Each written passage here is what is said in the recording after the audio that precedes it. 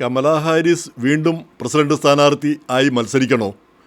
വാസ്തവം പറഞ്ഞാൽ ഒരു പകുതി ഇന്ത്യക്കാരി എന്ന നിലയിൽ അവരുടെ സ്ഥാനാർത്ഥിത്വത്തെ ഏറ്റവും അധികം സ്വാഗതം ചെയ്യേണ്ടത് നമ്മളാണ്. പക്ഷേ നിർഭാഗ്യവശാൽ അവർക്ക് ഏറ്റവും കുറഞ്ഞ പിന്തുണ കിട്ടുന്നൊരു സമൂഹമാണ് ഇന്ത്യൻ സമൂഹം എന്നെനിക്ക് തോന്നുന്നു.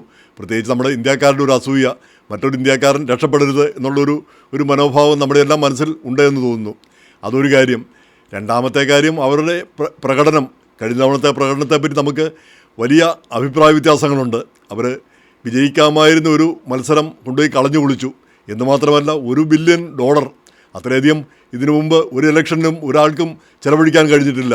$1 ബില്യൺ അവിടെ പൊട്ടിച്ചു. അത്രയും പിരിച്ചെടുക്കാൻ കഴിഞ്ഞു, അത് പൊട്ടിക്കുകയും ചെയ്തു. എന്നിട്ടും പിന്നെ കടമാണ് ഉണ്ടായത്. എന്തായാലും ഇപ്പോൾ അവർ പുതുതായിട്ട് രംഗത്ത് വന്നിരിക്കുന്നത് കമല HQ എന്ന് പറഞ്ഞ അവരുടെ വെബ്സൈറ്റ് അത് ശക്തിപ്പെടുത്തിയിരിക്കുന്നു. അത് ഹെഡ് ക്വാർട്ടേഴ്സ് എന്ന പേരിൽ പുതിയൊരു വെബ്സൈറ്റായിട്ട് ശക്തിപ്പെടുത്തിയിരിക്കുന്നു.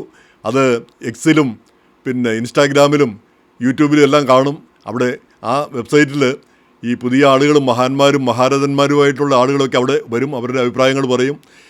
നമ്മൾ പൊതുവിൽ കിട്ടാത്ത ആശയങ്ങളെല്ലാം അവിടെ പിന്നെ കിട്ടും. അത് വളരെ സജീവമാക്കും എന്നാണ് അവർ പറഞ്ഞിരിക്കുന്നത്. അപ്പോൾ ചുരുക്കി പറഞ്ഞാൽ അവരെ അടുത്ത ഇലക്ഷനെ കണ്ണുവെച്ചുകൊണ്ടുള്ള ഒരു നടപടിയാണ് ഇതെന്ന് പൊതുവെ കരുതപ്പെടുന്നു. അപ്പോൾ ഈ കമലാ ഹാരിസ് വീണ്ടും വരുന്നതിനോട് എത്ര പേർക്ക് താല്പര്യമുണ്ട് നമ്മുടെ ആളുകൾക്കിടയിൽ? ഇനി വന്നാൽ തന്നെ അവർ വിജയിക്കുമോ? ഇപ്പോഴത്തെ സാഹചര്യത്തിൽ പ്രസിഡന്റ് ട്രംപിൻ്റെ ജനപ്രീതിയൊക്കെ ഉണ്ടെന്ന് പറഞ്ഞാൽ കൂടി നമുക്കറിയാം, ഒരു ഇലക്ഷൻ വരികയാണെങ്കിൽ ഇപ്പോൾ ഈ വർഷം പിന്നെ മിഡ് ടേം ഇലക്ഷൻ വരാൻ പോകുന്നു. അപ്പോൾ മിഡ് ടേം ഇലക്ഷനിൽ ഇപ്പോഴത്തെ സാഹചര്യത്തിൽ റിപ്പബ്ലിക്കൻ പാർട്ടിക്ക് ഒരു മജോറിറ്റി കിട്ടുമെന്ന് കരുതാനാവുന്നില്ല കോൺഗ്രസ്സിൽ. അത് പ്രസിഡന്റിനെ ബാധിക്കുന്ന അല്ലെങ്കിൽ കൂടി റിപ്പബ്ലിക്കന്മാർക്ക് പിന്നെ കോൺഗ്രസ്സിൽ മജോറിറ്റി ഇല്ലെങ്കിൽ അവിടെ ഇംപീച്ച്മെൻറ്റ് മുതലുള്ള കാര്യങ്ങളൊക്കെ ഉണ്ടാവും. അത് പ്രസിഡന്റ് ട്രംപും പേടിക്കുന്നുണ്ട്. അത് അദ്ദേഹം പറയുകയും ചെയ്യുകയുണ്ടായി, ഇവർക്ക് ഭൂരിപക്ഷം കിട്ടിയാൽ അങ്ങനെയൊക്കെ സംഭവിക്കും. അപ്പോൾ അതുണ്ടാകാതിരിക്കാനായിട്ട് ശ്രമിക്കണമെന്ന്. പക്ഷേ ഇപ്പോഴത്തെ സാഹചര്യത്തിൽ ഈ നടപടികൾ, സർക്കാരിൻ്റെ നടപടികൾ, അതായത് ഈ നിയമാനുസൃതമല്ലാത്ത ഒരു കടന്നുകയറ്റങ്ങൾ, പല കാര്യങ്ങളും ഈ ഐസ് പോലെയുള്ള പിന്നെ സ്ഥാപനങ്ങൾ നടത്തുന്ന പിന്നെ നടപടികൾ, അതിന് പൊതുവേ അമേരിക്കക്കാർക്കിടയിൽ എതിർപ്പുണ്ട്. അപ്പോൾ അതുകൊണ്ടാണല്ലോ 2 പേര് ശക്തമായിട്ട് അതിന് രംഗത്ത് വരികയും 2 പേര് കൊല്ലപ്പെടുകയും ചെയ്തത്, 2 അമേരിക്കൻ പൗരന്മാർ. അപ്പോൾ അത്രയധികം അമേരിക്കൻ പൗരന്മാർക്കിടയിൽ പിന്നെ ഡീസൻ്റായിട്ടുള്ള ആളുകളുണ്ട്. അവർക്കാർക്കും ഇങ്ങനെയുള്ള നടപടികളോട്, കാര്യം ഇല്ലീഗലായിട്ടുള്ള കുടിയേറ്റത്തെ നമ്മളാരും ഇഷ്ടപ്പെടുന്നില്ല. പിന്നെ ഇല്ലീഗലായിട്ട് ഇവിടെ താമസിക്കുന്ന ആളുകളും, പക്ഷേ അവരോട് മര്യാദപൂർവ്വവും പിന്നെ ദയാപൂർവ്വവും പെരുമാറണം. അവരെ മാറ്റുന്നതിന് നിയമാനുസൃതമുള്ള കാര്യങ്ങൾ ചെയ്യണം. അതിന് പകരം ഓടിച്ചിട്ട് പിടിക്കുന്ന ഒരു സംവിധാനം, അത് ഒരു ക്രൂരതയായിട്ട് നമ്മൾ കാണുന്നു. അപ്പോൾ അങ്ങനെയുള്ളൊരവസ്ഥയുണ്ട്. അപ്പോൾ ആ അവസ്ഥ പൊതുവിൽ ഒരു ഭരണകൂടത്തിനെതിരായ ഒരു വികാരമായിട്ട് മാറും എന്ന് തന്നെയാണ് ഞാൻ കരുതുന്നത്. അപ്പോൾ അങ്ങനെ അല്ലാത്തവരുമുണ്ട്, ഇതെല്ലാം ചെയ്യുന്നത് വളരെ കേമമാണ്, ഇങ്ങനെ തന്നെ വേണം എന്ന് കരുതുന്ന ധാരാളം പേരുണ്ട്, മലയാളികൾ ധാരാളം പേരുണ്ട്. അപ്പോൾ അങ്ങനെയുള്ളവരോട് നമുക്ക് യോജിക്കാനാവുന്നില്ല. അപ്പോൾ എന്തായാലും ഇങ്ങനെയൊരു പ്രശ്നമുണ്ടാക്കുന്നതിൽ കമലാ ഹാരിസും ഈ മുൻ ഭരണകൂടവും ഒക്കെ വലിയ പങ്കാണ് വഹിച്ചത്. വാസ്തവം പറഞ്ഞാൽ അതിർത്തി തുറന്നിടുകയും അന്ന് കമലാ ഹാരിസിനെ ഈ ബോർഡർ സാറായിട്ട് പ്രസിഡന്റ് ട്രംപ് നിയമിച്ചതാണ്. പക്ഷെ അവർ ആ ബോർഡറിൽ പോവുക പോലും ചെയ്തില്ല, ഒരു കാര്യവും ചെയ്തില്ല.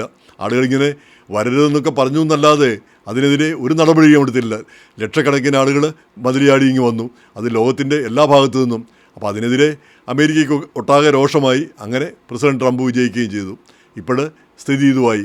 അപ്പോൾ ഈ അവസ്ഥയിൽ പിന്നെ കമലാ ഹാരിസും മറ്റും വിചാരിച്ചുകൊണ്ടിരുന്നത് ഈ റിപ്രൊഡക്റ്റീവ് പിന്നെ റൈറ്റ്സ്, അതായത് പെണ്ണുങ്ങൾ ഇഷ്ടം പോലെ പിന്നെ ഗർഭം കലക്കാനും പിന്നെ അങ്ങനെയുള്ള കാര്യങ്ങൾക്ക് അനുകൂലമായിട്ട് നിന്നാൽ ചെറുപ്പക്കാരി പെണ്ണുങ്ങളെല്ലാം അങ്ങ് സപ്പോർട്ട് ചെയ്യും എന്നുള്ളൊരു ധാരണയായിരുന്നു ഈ ഡെമോക്രാറ്റിക് നേതൃത്വത്തിന് ഉണ്ടായിരുന്നതെന്ന് തോന്നുന്നു.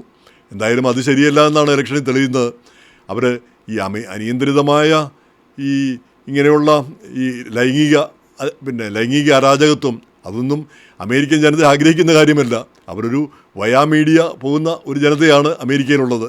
അപ്പോൾ അങ്ങനെയുള്ള ഒരു നയംമാറ്റം ഈ ഡെമോക്രാറ്റിക് പാർട്ടിയുടെ നേതൃത്വത്തിൽ നിന്ന് തന്നെ കമലാ ഹാരിസുമൊക്കെ മുന്നോട്ട് കൊണ്ടുവരേണ്ടതാണ്. പക്ഷെ അതിന് പകരം ഇവരൊക്കെ ആ തീവ്ര നിലപാട്, തീവ്ര പിന്നെ ഇടതുപക്ഷ നിലപാട്, പിന്നെ ലൈംഗിക അരാജകത്വം, ഇതൊക്കെയാണ് ഏറ്റവും വലിയ കാര്യമായിട്ട്, LGBTQ ഇതൊക്കെയാണ് ഏറ്റവും വലിയ കാര്യമായിട്ട് പറയുന്നത്. ഇപ്പോൾ അതിന് കമലാ ഹാരിസ് അല്ലെങ്കിൽ പിന്നെ ഏറ്റവും കൂടുതൽ മുന്നിട്ട് നിൽക്കുന്നത് കാലിഫോർണിയ ഗവർണർ ഗാവിൻ ന്യൂസമാണ്.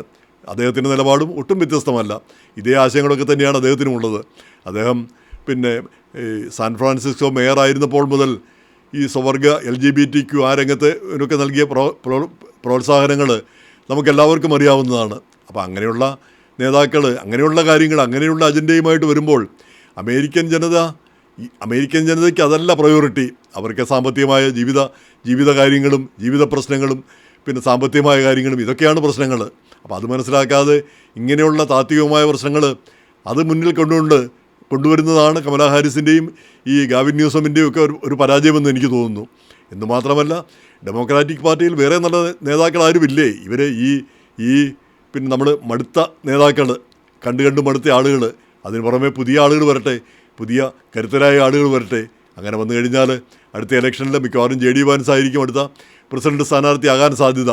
അപ്പം JD വാൻസിനെ നേരിടാൻ കഴിയുന്ന ഒരു ചെറുപ്പക്കാരൻ അല്ലെങ്കിൽ ഒരു ചെറുപ്പക്കാരി രംഗത്ത് വരണം. അതിന് പകരം ഈ പഴയ നേതാക്കൾ വീണ്ടും വരുന്നു എന്ന് പറയുന്നത് ഒരു സുഖമായിട്ട് തോന്നുന്നില്ല. ഇപ്പോൾ കമലാ ഹാരിസിനെ വ്യക്തിപരമായിട്ടൊക്കെ പോലും എനിക്കറിയാവുന്നതാണ്. എന്നാൽ കൂടി അവരുടെ ഈ കഴിഞ്ഞ ഇലക്ഷനിലെ പെരുമാറ്റ രീതി അതിനോടൊരു അനുഭാവക്കുറവാണ് തോന്നിയിരിക്കുന്നത്. ആ രീതി അവരുടെ ആവശ്യമില്ലാത്ത സമയത്ത് ചിരി, പിന്നെ ആവശ്യമല്ലാത്ത രീതിയിൽ കാര്യങ്ങളെ ഗൗരവപൂർവ്വം സമീപിക്കാത്ത ഒരു സ്ഥിതി, ഇതെല്ലാം അവർക്ക് ദോഷമായിട്ട് ഭാവിച്ചു എന്നാണ് എനിക്ക് തോന്നിയിരിക്കുന്നത്. അതുപോലെ തന്നെ അവരുടെ തീവ്ര നിലപാടുകളും. അപ്പോൾ ആ നിലപാടുകളിൽ മാറ്റം വേണം, പെരുമാറ്റത്തിൽ മാറ്റം വേണം, ആളുകളുമായിട്ട് ഇടപെടുന്നതിൽ മാറ്റം വേണം. അങ്ങനെയൊക്കെ ഒരു പുതിയ കമലാ ഹാരിസ് ആണെങ്കിൽ വരട്ടെ.